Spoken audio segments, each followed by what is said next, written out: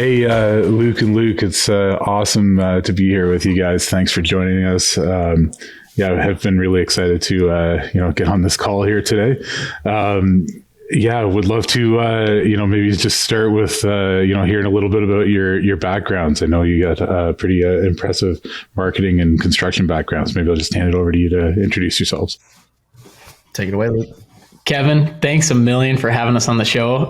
Luke and I have been stoked to jump on here. I believe, this is within the top 10 of just episodes and podcasts we've wanted to be on. So thank you for having us. And also shout out to producer Luke. We had a group of 3 Lukes right before this call. And that just doesn't happen. So thank you for having us on. My name is Luke Eggebraaten. I own Phaser Marketing and I'm also a co-host of the Dirtbags podcast.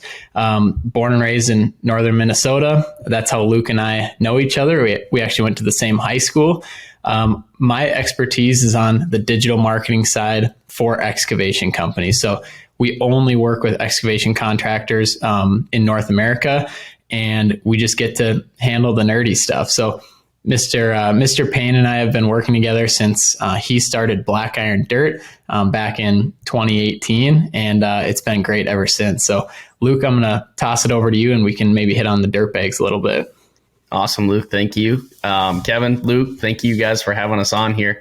As Luke said, we're actually both from the same hometown. We went to high school together. We actually kind of grew up together.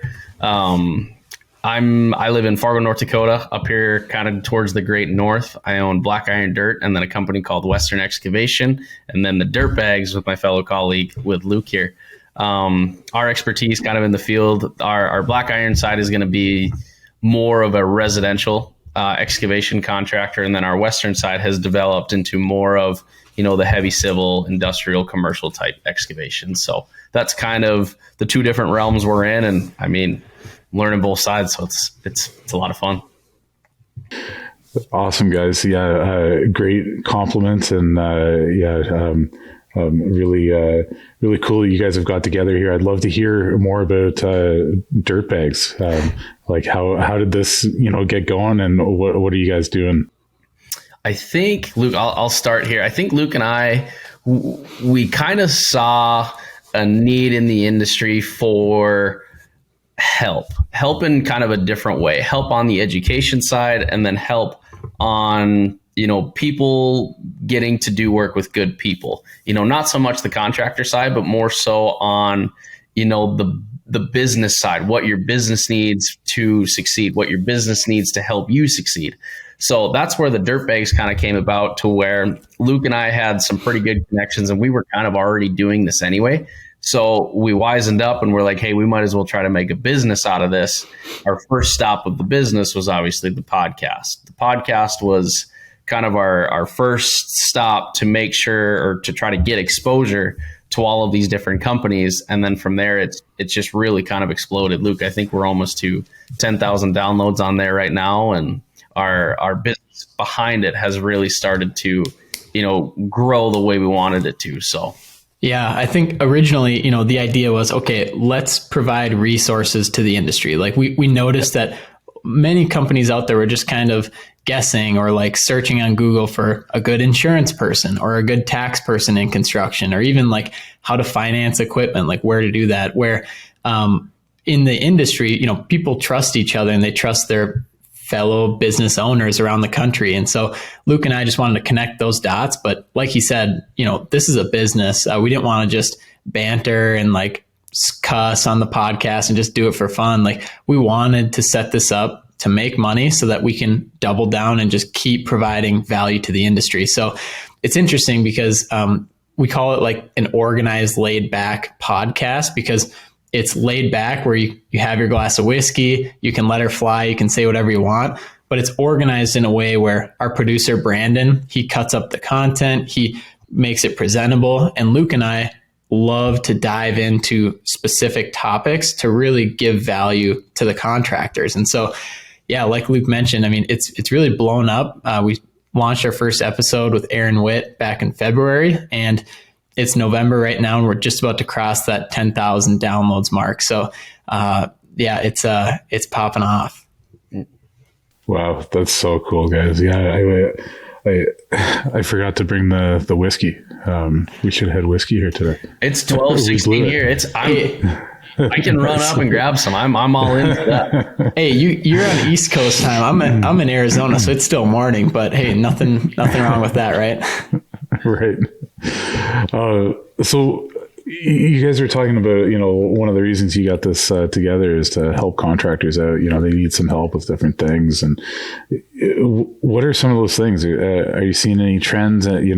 We just had, for example, Zaid on here from FlexBase, and we were talking about, cash flow. We know that can be a challenge. So what are you guys seeing? Where do people need the most help? Yeah, I can jump in on there. So it's funny because I did see episode 3 was cash flow, and it ties in perfectly with what we're seeing. And one of the biggest things, it's not that it's the biggest need, but it's the thing that most people don't talk about. And it is money, it's financing, it's cash flow. It's these topics where it's like, okay, if you give kind of an umbrella overview, like that's great, but let's dive deeper into the numbers. Like, how can I afford something? How do I go about doing this in my business? So Luke and I actually started Dirtbags University, which in a nutshell, it's a live webinar once a month where we are discussing these topics as like a mastermind group. And we're essentially what we're doing, we charge for it. And so if you want to show up, people will show up, and it's just a solid group of contractors all across the country and even up in Canada. And we hit these topics. So our next one on November 23rd, cash flow in construction. I mean, that is one of the biggest things that we're seeing right now. So we're going to address it. But Luke, any other topics that we've seen come up after these podcasts? I feel like, so kind of back to your question, Kevin, to where what are some of the things that people are needing? Luke and I are trying to take away the gray areas in a lot of things. We're trying to help limit mistakes people make to where they can be more successful. Like, based on the Dirtbags business, we're trying to make a book of business for us to refer out to people, for people to use to make their jobs easier. Whether it's, I know we've got financing companies, we've got, insurance companies, we've got, this whole book of business to where if people are like, I don't know who to use, here's the person I'm using, it's just not getting it done for me. We want them to come to us and say, who do you guys use? Who do you guys trust? And then Luke and I, kind of through a process, we get to decide if the business that we're referring to is worth the referral, right? So that's kind of the first stop. But I feel like that's been really big to where it's a convenience thing. Everybody loves convenience, and Luke and I are trying to kind of dial in how we can help other people, and then also help the businesses too that we're referring by, getting more business. I feel like that's kind of a topic too that's really kind of sparked between, these companies that we've talked to, is they don't know how to get in front of people right now. It's kind of an unorthodox way, and obviously this new generation coming in, they do things a lot differently than what they did, 10, 20 years ago. So that's where Luke and I are trying to kind of bridge that gap and just make it easier for, honestly, both sides. So can you clarify when you say they have trouble getting in front of people? Like, are you thinking like vendors, like, when you're like banks and insurance companies and that type of thing? Yeah, it honestly boils down to like a people thing right now. Everybody is missing people in their industry, whether it's, on the insurance team, they're missing sales team members for their insurance providing, right? We'll take that as an example. So what Luke and I want to do, we want to act as a referral side to help grow their sales, but also, help the contractors get paired with a really good company. So we're kind of playing middleman, if that makes sense. But yeah, I mean, we've seen it to where, and it was said the other day, Luke, when we hopped on that call, is this one company, they're like, we just don't have the outreach that we thought we would with some of these people. We don't really know how to connect with them. And kind of the Dirtbags, our motto, I'll call it, is when somebody is talking about you, it's a lot more credible than when you're talking about you. So we want to be those people that are talking about these companies, these contractors, wherever, to where it's not them talking about them, and they are more credible when somebody else is complimenting them or talking about them. So that's kind of what Luke and I have seen, if that makes sense. I can elaborate more too, but. No, it makes a ton of sense. If you guys are ever looking for somebody that can speak about financing, owning, leasing, renting equipment. I've owned hundreds of pieces of equipment, and I've got a whole lot of thoughts about it, and would love to share with others and try and get them over some of those speed bumps in the future. We'll have to get you on. We'll have to get you on the university, because I know that's something I bet a lot of people would love to get on with. So. Yeah, that'd be fun.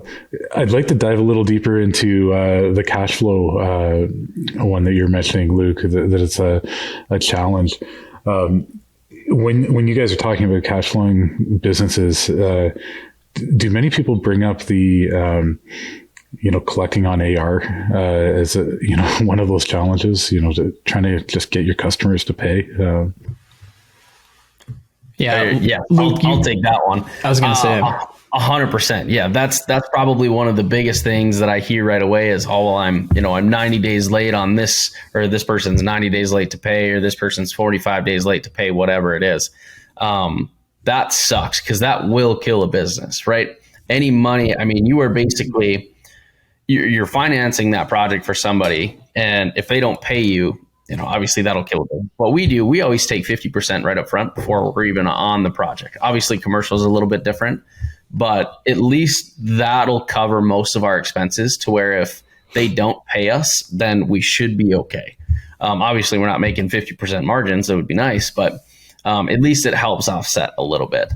I think another issue too is I shouldn't say some, but there's contractors out there that don't know their numbers. I feel like getting to know your numbers a little bit better will help kind of ease those cash flow problems, right? It comes down to affordability. Okay, they have all this overhead. How do they afford this overhead? What is the true cost of this overhead? And then that'll boil down into their bidding, right? So I think that needs to be improved on industry wide. And then in essence, that should help the cash flow. Yeah, so definitely understand that part. I think that there's something out there that, and in my earlier days, I was feeling this is collecting on that last, 10% is, super difficult. And it might be, last 10%, might be the last 25, depending on how you set up your contracts. And that was something that I was learning and never really perfected by the end. But, I think there's something there about, just the cost of money. And it just gets me totally steamed up when, people commit to, building something and then don't pay or extend it for a number of months, right? If you're, say the cost of borrowing money right now on a line of credit is 8%, right? And the customer owes you $100,000. There's your, and you're only making 10% on the job. There's only profit. They hold out a few months. Nope.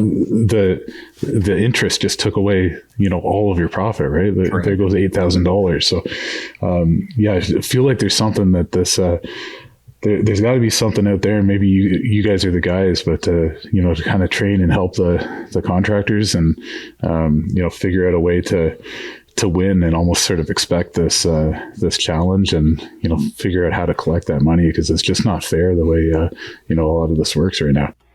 Yeah, and Kevin, that's always the goal with what Luke and I are doing. Is Luke and I don't have all the answers, and we totally know that. But what we do have is a platform where we can bring on the experts that are smarter than us and can educate the people that are listening. And so what we've realized is we already have the people that are listening, interested, engaged, and want to grow their business.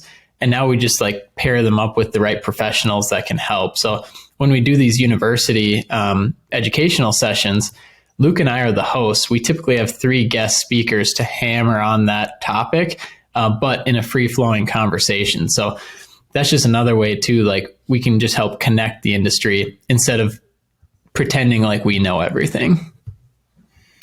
Kevin, if I can, going back to kind of what you said about collecting on your money, one thing that my partner Cole and I on the Western side are trying to do is I think people need to understand that whenever you go into business with somebody, there should be a contract, right? Contract should be expected. And I feel like a lot of people don't do that, especially in the residential side. Commercial side, obviously you have to do a contract, but with that contract, there's negotiating terms. What we're trying to do is get retainers. I hate retainers. Don't hold my money from me, right? So in all of our contracts, we try to negotiate no retainage. Once we are done, we are done. If there's callbacks, yes, let us know. Obviously we don't want to present a project that isn't good. And I get there's different, there's different aspects of that, and there's different opinions on that. But from what we've seen, we haven't seen a whole lot of pushback on that yet. There was one contractor that was like, nope, absolutely not. And right there, we probably should have seen some red flags as to they're not willing to work with us. So I think people gotta understand that they have some negotiation to do too, right? It's not just, hey, you were awarded the project, sign here and off to work you go. No, read through the contract, send it to an attorney and say, highlight the things that you don't like, highlight the things that do not protect me, and then negotiate on those. And by doing that, that could probably help improve some of the cash flow too. I know we've got a project that, we won't get done until spring, and they've got, 30 grand and just retainage there. And we won't see that until that project is done. Okay, well, yep, no problem. We'll just finance that civil for you. No, we don't want to do that. That was the one where we should have tried to negotiate that, but we didn't. So I feel like maybe that could be a start as well. I think you're really hitting on something there. I think that, part of it is just communication. Mm-hmm. Like, you're right about the contract, but part of it is the communication about the contract and the negotiation. I think if you have the tough conversation up front with your customer and talk about, like, in these scenarios, this is what happens. Yep. And what our expectations are and what your expectations are, lay all of that out on the table. You know exactly what you're walking into when things shut down in the winter. You're not wondering where the $30,000 is, right? Correct. Yeah. Most people are good people. And like you said, if you have those hard conversations up front, set your expectations, it should probably go a lot easier than when people just assume. Yeah. Yeah. No, that's interesting. Just in shifting gears here a little bit, from all the people that you're out there talking to and working with these days, is there like a particular mindset? Is there like could you sort of qualitatively say, hey, this is going to be a really successful contractor. They've got, the right mindset. They're, and then sort of fill in the blanks after that. Is there? You can usually tell, like, one, as soon as you get the contract, if you read through the contract, the contract should protect both sides, right? If it's a GC, there should be protection on both sides of the contract. That's always like a step one. If I just see a coverage of, here's going to protect me, here's going to protect me, not you, then I know, okay, we might have to have some conversations about this. When you usually first hop on a call, you can usually tell. It kind of comes down to personalities. You got to read the personalities and then also their expectations, how they kind of treat the conversation, and then kind of so on. So there's definitely ways to where you can get in front of some of that. It's just, it kind of boils down to psychology too. You got to know a little psychology. So what's the personality that you see out there that's like the kind of the successful personality, the contractors that are making it through the university and heading out? I feel like the people that are open to comments and then open to learning are the ones that you want to work with. If the ones that are like, I already know everything, I don't need any of this, those are the ones that are kind of like, okay, sure, you might know a lot. No, not trying to discredit you on anything, but you can always learn more. So if people are open to learning and they're open to different ideas and different ways of thinking, those are usually people that you'd probably want to do work with, in my opinion.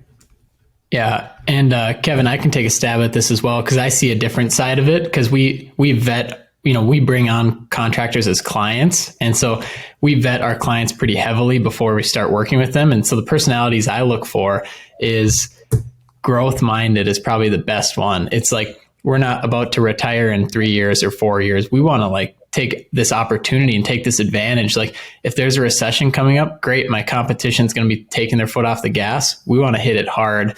And an owner that's willing to delegate. We're careful about working with owners that do everything themselves. And we come in, we're their digital marketing department. So that's one piece that they have to give away and have full trust in our team. So an owner that's willing to delegate, that's huge, because also with growth, you just can't sustain it if you're doing everything. And then, yeah, an owner, the personality we look for is, somebody that wants to build a legacy and not just taking in money each month and spending money each month. It's like, okay, instead of thinking for the next 3 to 6 months and like a quick cash grab, how can we build something sustainable, build an engine for the next 5, 10, 20 years, even longer, that you can pass down for generations? Like, that's what we look for. And that's what really helps them stand out to me as a personality trait. And to be honest, that most of the people that show up to these Dirtbags University or who are listening to the podcast, they've got a pen, paper ready to go. They're taking notes. They're asking questions. We're walking through scenarios with them. Those are the kind of people that I see are going to be successful. And, there's ups and downs in the economy. There's ups and downs in business, but they're just going to keep growing and they're going to keep figuring it out because they're also surrounding themselves with the right people. Yeah, that's awesome. Love those answers, by the way. It sounds like, people that are coachable, growth mindset. Absolutely. That's definitely, that's something that I have, I really, really value. But people that are coachable, growth mindset, and so many others there. But I couldn't agree more. It actually, we do a lot with, we work with investors a lot here at Dozers. We're building the company, and kind of neat to hear you say that, because the first thing that popped to my mind is you're going to have insight into, some of the best contractors, the up and coming contractors, some of the best contractors in America. So it could be a group people that people would like to invest in, and from a customer perspective, those who've been through this are probably going to be some pretty strong contractors that customers would like to hire. Definitely very cool. Luke, I was wondering, maybe like if there's a tip behind this, but you've got these two companies and two excavating companies on the east and west coast. Is there a reason there? Is there a learning the audience should hear about on why dividing them and scaling and underneath two different companies instead of one?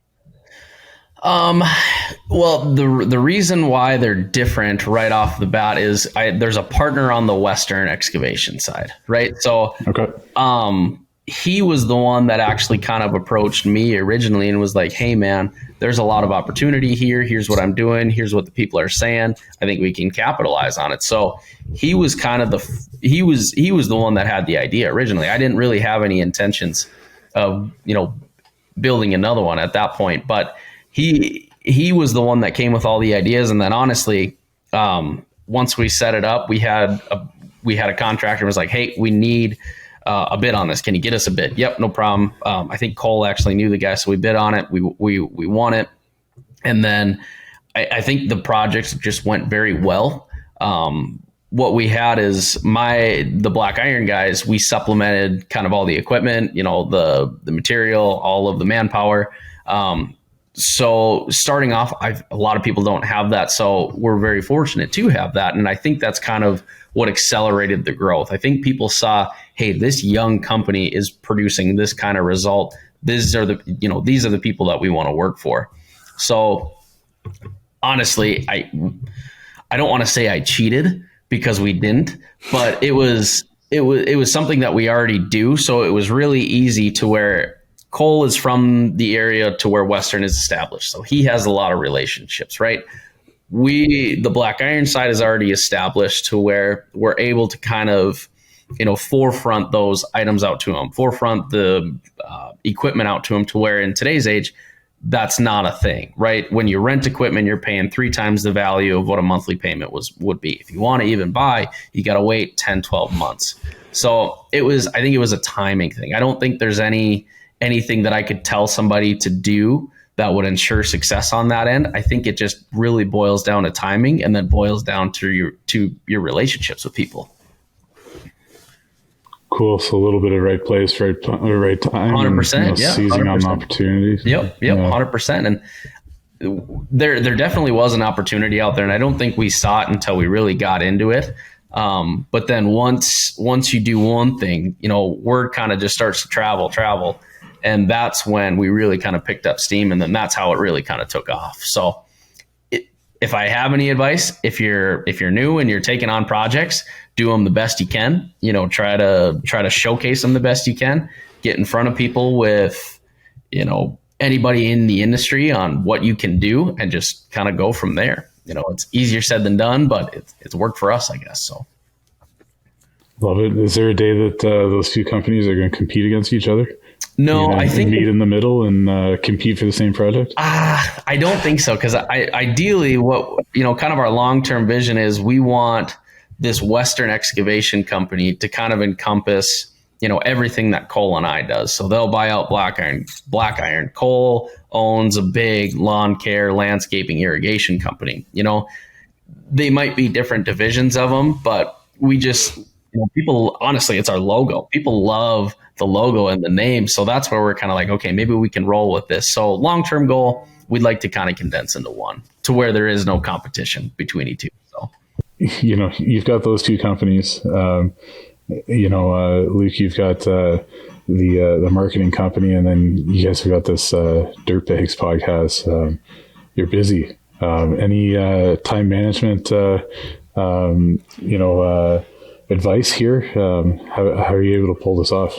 Yeah, I can start there. I mean, what I learned is that figure out what I'm really good at and what I love to do, and just delegate out the rest. And so that's what I'm doing. I do a lot of podcasts. I get to travel a lot and do and speak to contractors, speak to colleges, different things like that. So really focusing on that. But we also need to have systems in place for our team, so that if I bring on a client, like, it's just clockwork. Like, we know exactly what to do for every single client. What's really, really helped me be able to do things like this and manage my time is niching down so specific that we only work with excavation companies, and we also know exactly what we're going to do based on their revenue and their free cash flow.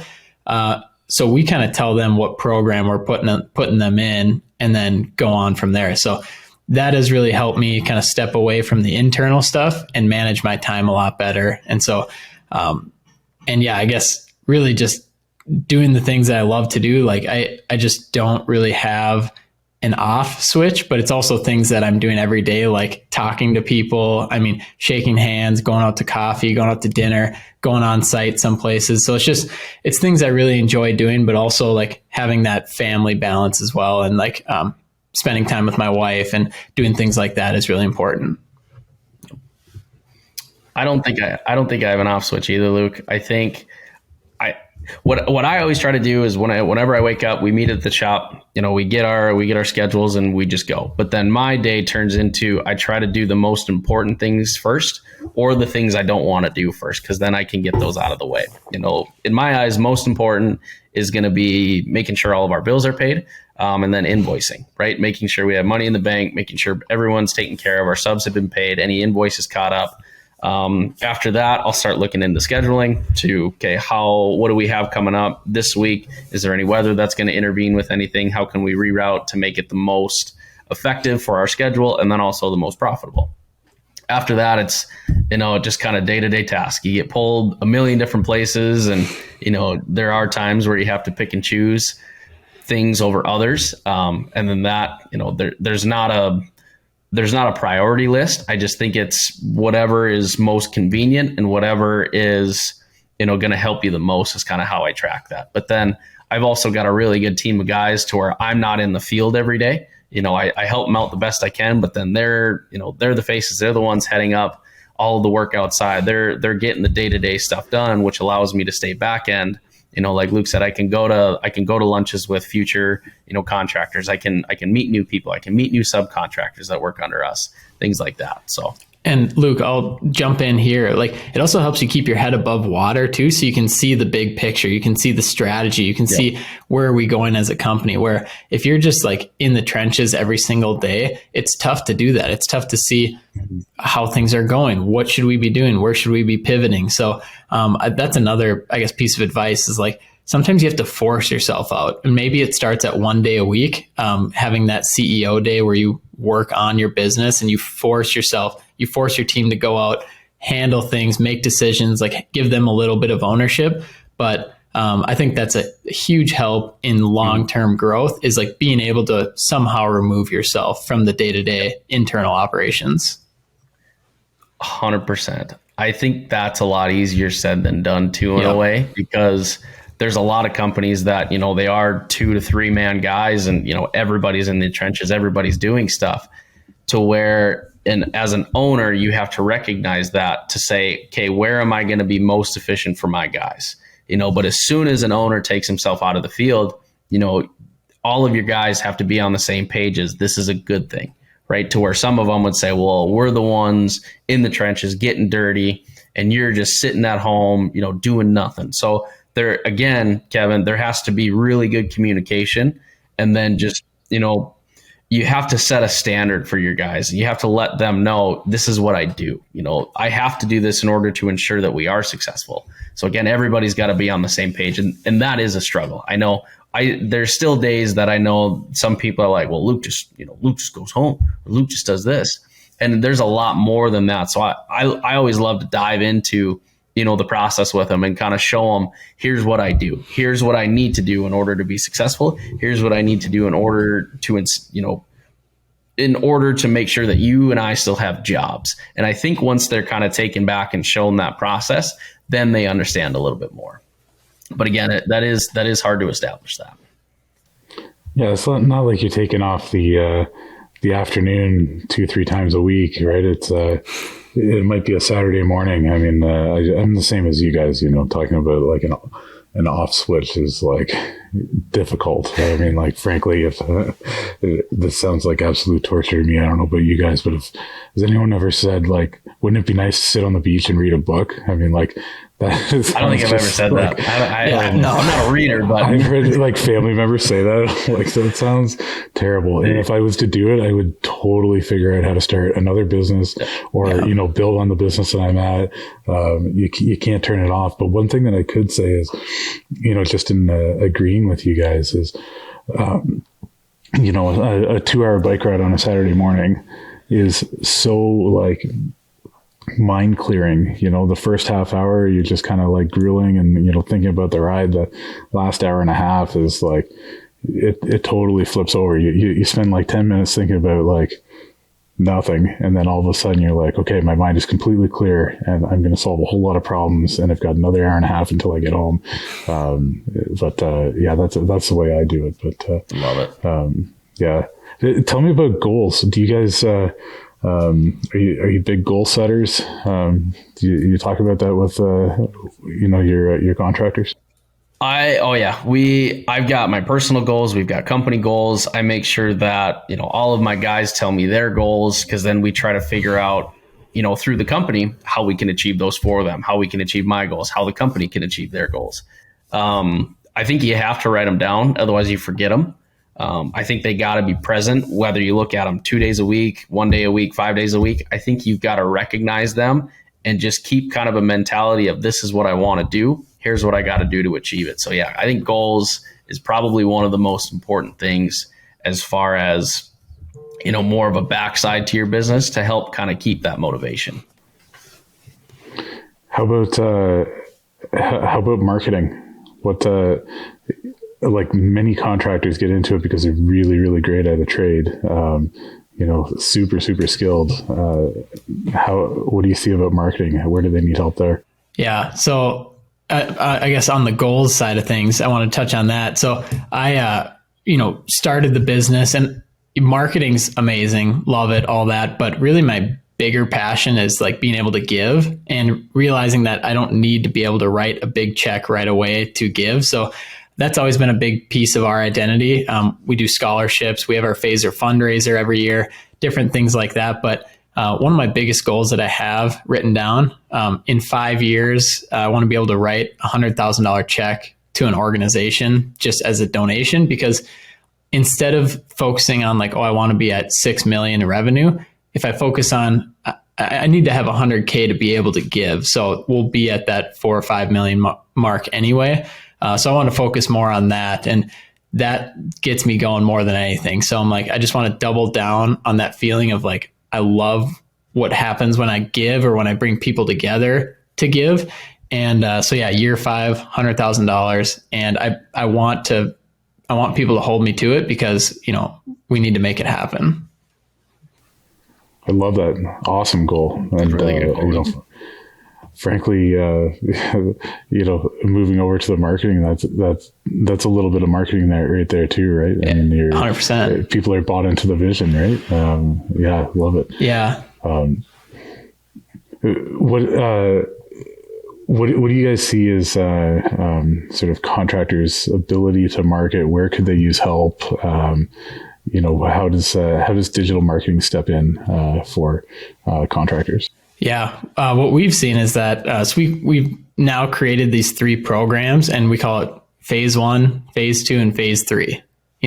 To our name, Phaser. And phase 1 is essentially a digital marketing program tailored for 6-figure excavation contractors. And what we did before, and this was up until even a few weeks ago, we would only work with the 7-figure contractors. And what I was seeing is that there's this big drop off of, okay, it would take them a while to get to that 1 million mark. And then once they did, it was like a flood of all this stuff. And so what I wanted to do is have this, most 6-figure companies wanted a website. They wanted a clean place where people could go, but also like be growing at the same time. So what we did is we created this program where it's like, okay, we'll build your site and we'll have like our light basic SEO package. So essentially you're still growing, you're still ranking for these keywords online until you hit that 7-figure mark. Then we upgrade you to phase 2, which is more of that grow your brand. We add more facets of our SEO program. We also add the paid ads. And then we kind of hit that omnipresence marketing of, okay, now we're not just talking about the website. We're talking about like hitting people from all angles, showcasing your brand. And then that phase 3 is when you hit 8 figures or higher. And, essentially we just want to really dominate the market.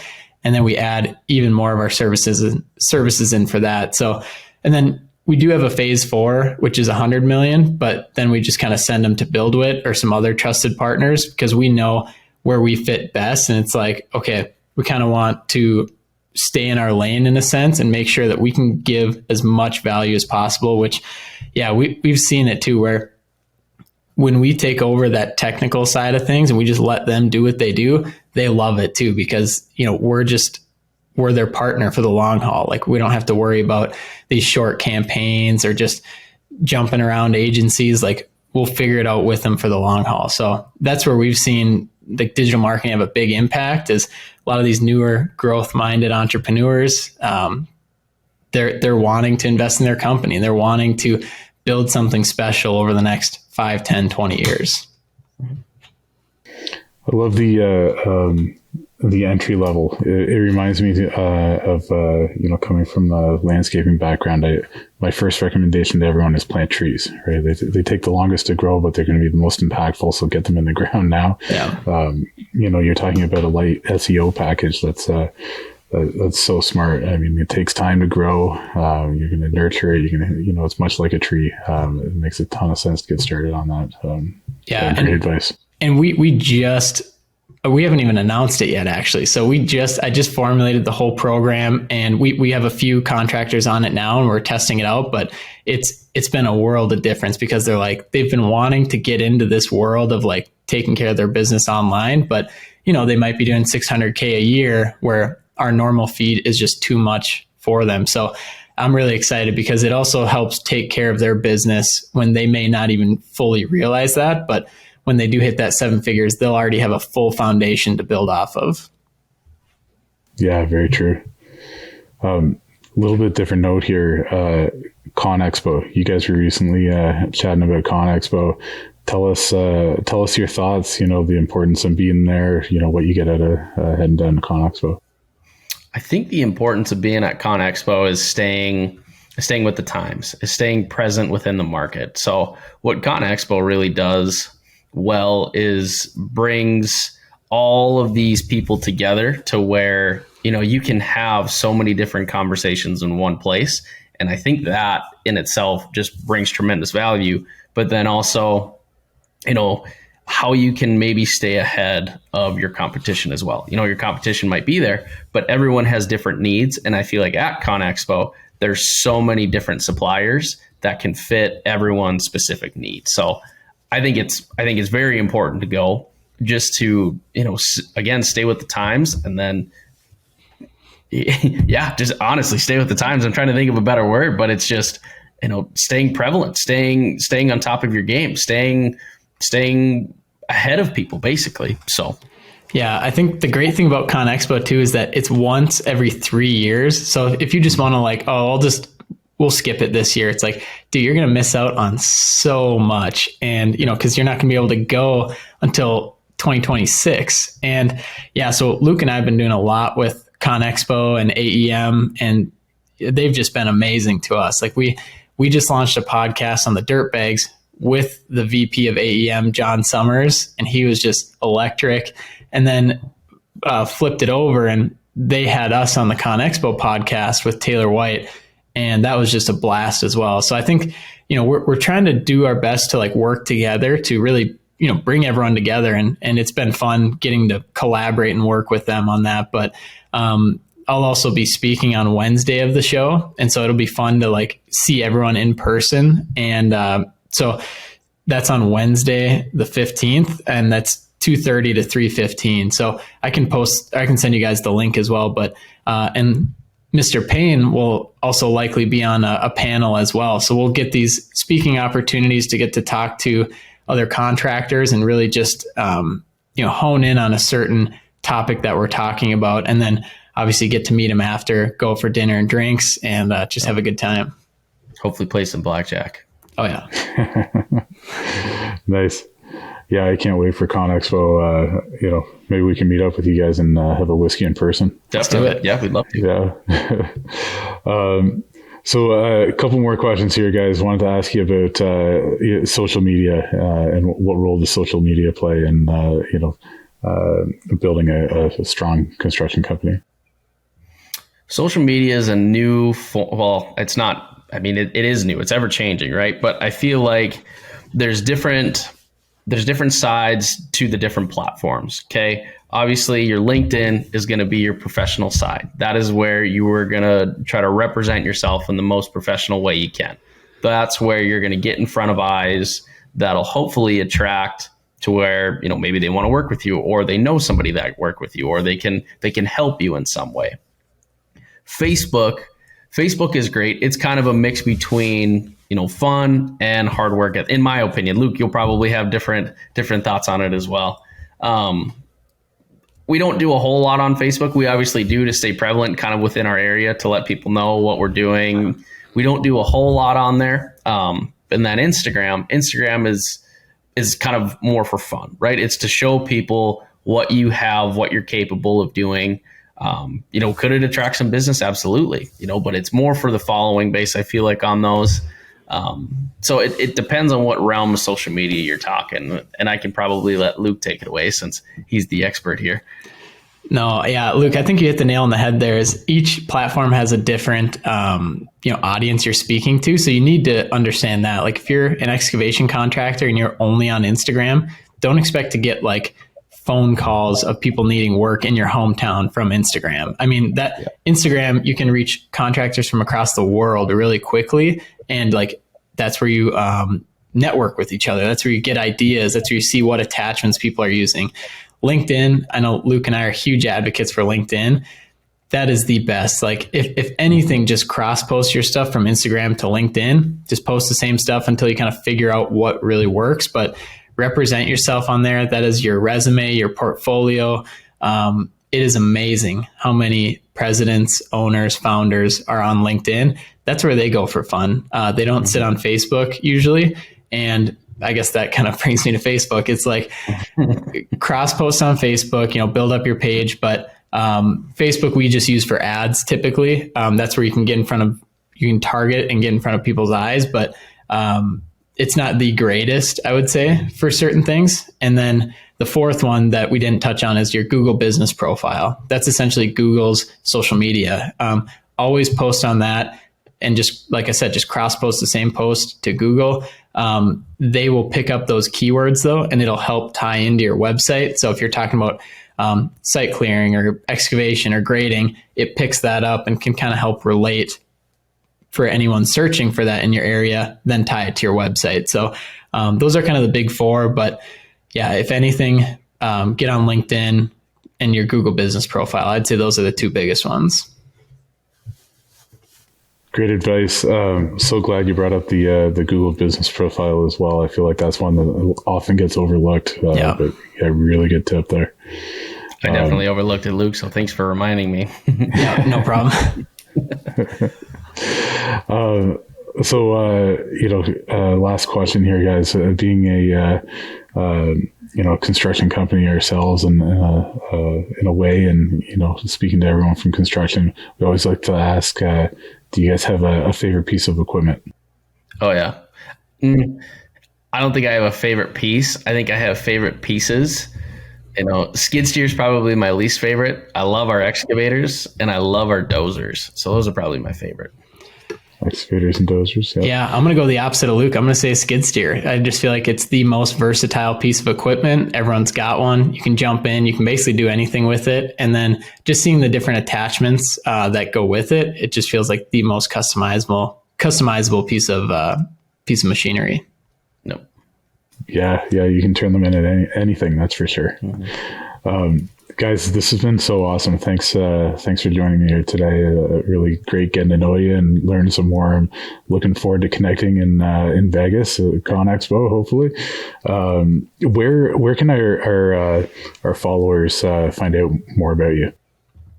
We're on all the platforms. As for the excavation companies, it's Black Iron Dirt on Instagram, Western Excavation on Instagram, Black Iron Dirt on TikTok, Luke Payne on Instagram, Luke Payne on Facebook, and then Luke Payne on LinkedIn, and then best but not last, whatever. Yeah. Sorry, I'm tired this morning. We were plowing snow last night. Dirtbags Media Group on Instagram. That is probably our storefront, and then all of our socials for podcasting, Apple Music, Spotify, YouTube, all the goods. Yeah. And for us, we keep it super simple. We're on all social media platforms, but if you go to our Phaser Marketing Instagram page at Phaser Marketing, you can see our link tree. Click on that. You'll see all the links to my personal LinkedIn, the Dirtbags podcast, anything that we do, we update in that link. So shoot me a message anytime too. And I know Luke's the same way. Like, we respond right away. We want to hear what you're going through, different ideas you have. So we're very open and honest on social media. So let her fly, and shoot us a message if you ever have any questions. Thanks so much, guys. That's great. And we'll be chatting soon. Thanks so much for having us on. Okay. Appreciate it, Kevin. Thanks, guys.